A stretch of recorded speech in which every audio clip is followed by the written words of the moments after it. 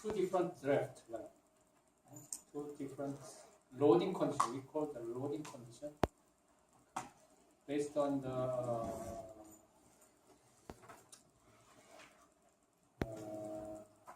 cargo loading.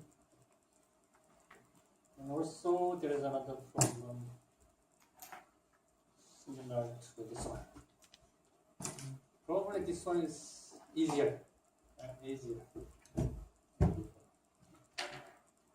See, for a real ship, the K calculation and B calculation is tough. For the B, you need to have a volume of surrounding curved surface. Top surface is flat, is water plane, but bottom surface is curved surface. You need to have a good numerical integration algorithm. How about G? Weight. Weight is more complicated. You need to count every piece of the ship, including steel plate, angles, bolt, nut, welding lines, and then cargoes, all the cargoes, and people. So in case of Seworo, very complicated. Trucks inside, cars inside, fuel oils are inside, water tanks, ballast water tank is filled. How much it is filled? There was how can I say, unknown parts that it must be filled with water, ballast water tank, but the operator did not do it. That is our findings, but we don't know yet the real situation. Many people are questioning that they did not fill up the water tank, ballast water tank. That's why the GM was very low. Well, how do you calculate that weight, total weight? Very tough, right? How many people? There is a people who was not registered for as a passenger, not registered for as an employee, right? So how can you calculate well, exactly, right? And the position of them is another tough problem, right? So every time it's not easy, but there is a way, right? There is a way. There is a exact number, but it's not easy to calculate them. And another way of estimating GM is by using a simple experiment. Because the ship is already there, it's an old ship, so there is no drawing there, no cargo storage planning drawing there. There must be another way, another place, but in my hand I don't have such one. Then how can you do that? By moving known weight, big weight, so we forced to incline. We call this inclining speed. By measuring the theta, and we can reversely calculate G and N. Ideal degree of stability. It is also, there is a range of suitable, good, reasonable value of GM is about 4% of breadth of the ship. Not less, not higher. Why? If it is so small, then it's very unstable, right? There is a Seworo case. So it can be an accident case. It is coming from careless loading. This is the Seworo case. They loaded more than allowed cargoes. That's why they have a less value of GM, marginal value of GM. Similar to the cargo truck you saw in my image, higher cargo truck, right? High loaded cargo truck. Similar. Topside icing. This is in cold region, as Arctic region. Ice is gathering on top of the ship because of the wind, because of the raining, because of the wave. Right? So the G is coming up, right? G is coming up. So the losing GM. Also, too much GM is not good. Too much GM is not good. Excessive stability. It will lead to the short, uncomfortable rolling. So, writing arm is too big, writing moment is too high. It is very simple. How many of you have a driver license for car? Driver license. Only 4? Okay. So, usually many people are saying Korean car is similar to Japan car because we copy many, learn many from the Japan. German car, European car, comparing to the Japan car, the spring, shock absorber of Japan car or American car is very soft.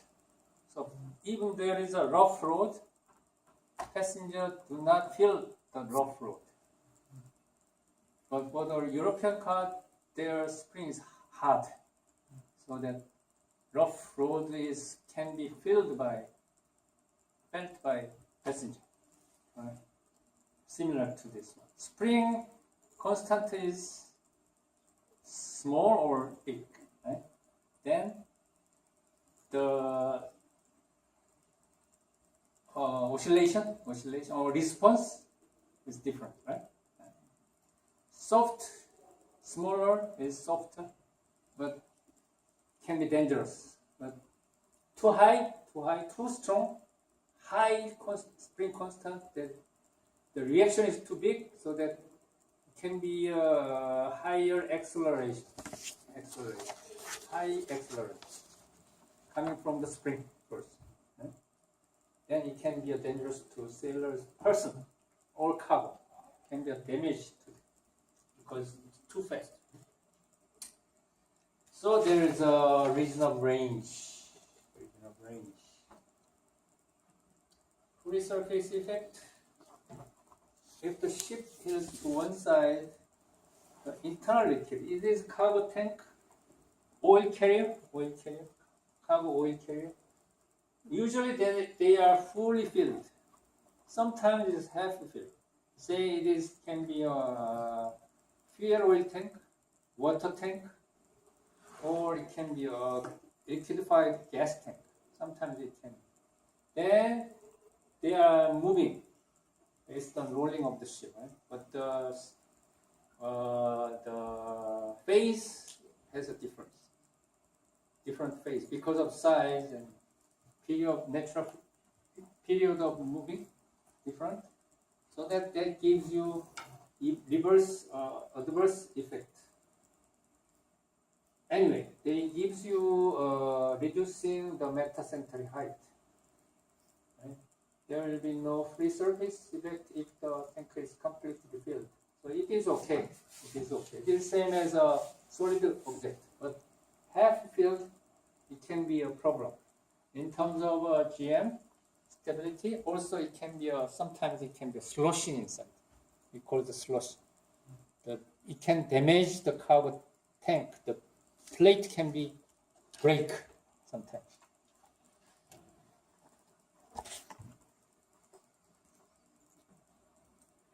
And lifting a weight, it is usually comes when it is at the port.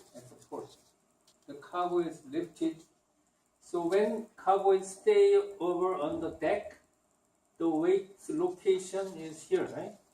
So when it's lifted, the G of this weight is going up in here. So that altogether, it can be losing stability. Sometimes if it is bigger case, say for a small ship, small fishing vessel, they want to bring up big fish or fish net. Fish net can be big, right? Comparing to the size of the ship, it can be a problem sometimes.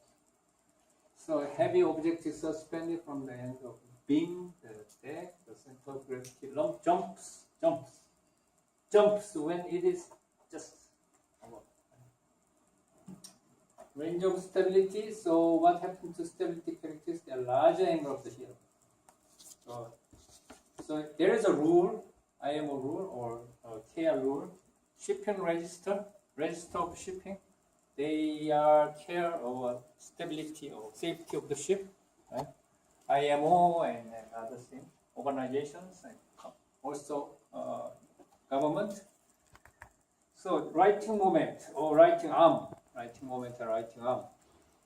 will start to increase it as the degree of healing is increased, right?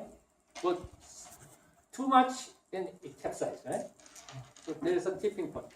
So writing moment is increasing as the angle and then goes down, right? You can expect this. So there is a maximum and then beyond that it can increase. We'll see the graph like this one. So 0 here, right? As healing angle is increasing, there must be some maximum point. It depending on the ship, depending on the loading condition, depending on the draft line, depending on the weight distribution, depending on the shape. Shape gives you buoyancy forces, right? So depending on the ship, it is different. So every ship you need to calculate this curve. This is a requirement by the safety organization, safety rule. So as a designer, you should calculate this curve for any design, any loading condition, different loading conditions. So there is a regulation so that typically they require fixed loading conditions, scenario loading conditions. So maybe 5 or 10, depending on the ship types and cargo routes. So we call this a range of stability, and then the area of this curve is also important. So maximum height, right? This is what is this? Writing arm, GG in feet. So the maximum writing arm and also the area of this stability curve is important or required by the stability rule. And longitudinal static stability. So there is also this one, but this is not so important for traditional ships. But this one is important for submarines. We'll not cover it. So longitudinal static stability, capsize in flow and direction, but trim changes. So measuring is also very similar, but a little bit different. And flooding. This is Titanic case. Titanic. Have you seen the Titanic film? Everybody? Nobody? Not seen. Oh, okay. I should have one. Right. Iceberg, right? Iceberg. They hit iceberg in the bottom somewhere, right? In the front, right? So there is a crack, long crack, because it is moving. So it's crack. It's cutting. Right? So this is a damaged region, right? But this is a little bit different from the Titanic. Titanic case is something like this one. Scars. And then the flooding is right? Flooding. But many ships, current modern many ships, the damage is confined into one room because it is watertight. Right? So it is safe. There is also regulation so that if the ship is damaged by some region, length and width and depth, the ship should be safe enough, stable enough, even though there is this amount of damage. There is a regulation. We call it floatable length stability, damaged condition, damaged stability. Even if it is damaged less than this amount, it should be stable. That is a regulation. So you need to calculate this one too, as a designer. Right? But the Titanic case, there was a division. But if you remember the film story, there is no how can I say interruption between subdivisions. The water is overflowed one by one at that time. The real situation. The ship was a new ship, right?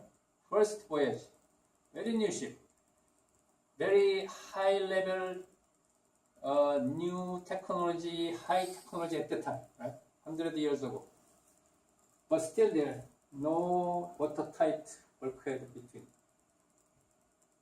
The problem was, as it is going down, the water is going up.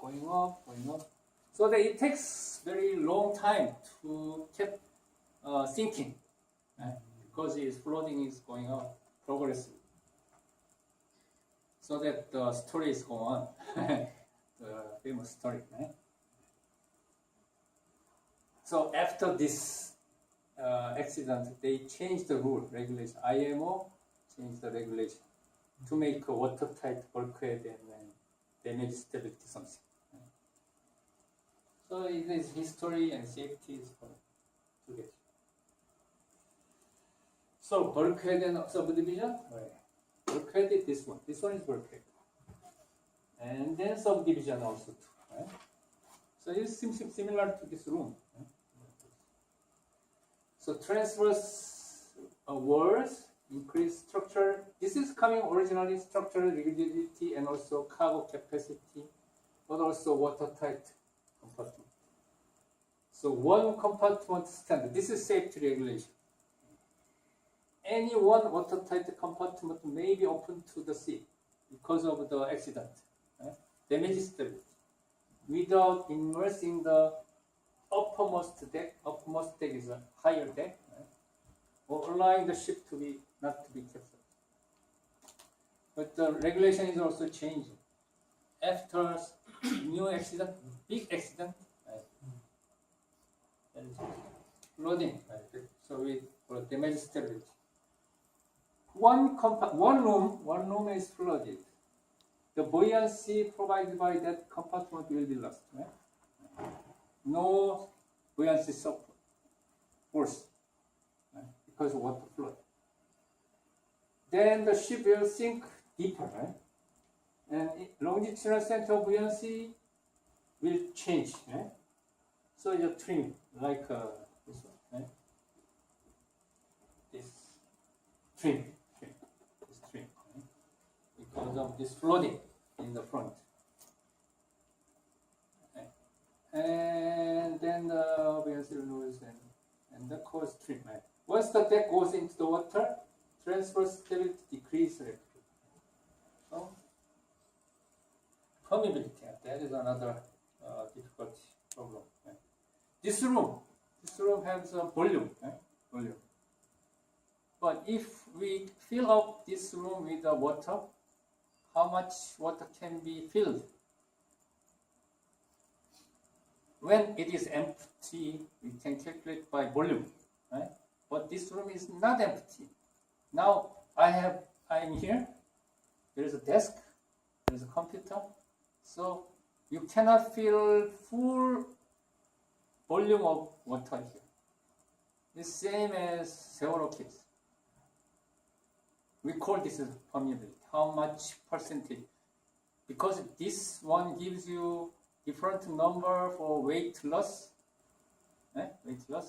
weight calculation, and volume loss, stability loss is different depending on how much cargo person are inside the room. So this is also another tough calculation. So volume and empty volume. So in this room, you can assume. I will not handle details. This is final slide. So submarine, this is different. See, first one is G and B is here, but if the healing, the B is not moving because it's round. For the ship, this is it's like this way. Right? So that healing gives you more volume here, less loose, right? So that gives you writing more. But circular, right? This one is same as this one, right? That's why they give you this problem. This one. But this is floating. A little bit around different. Fully submerged, there is no change. Right? So static stability in submarine is tough, actually. So you need to have a dynamic stability for the submarine. Otherwise, statically, it is not easy to control. Right? There is a way, but it's not easy. Then ship. Okay. Question? No question. We go on to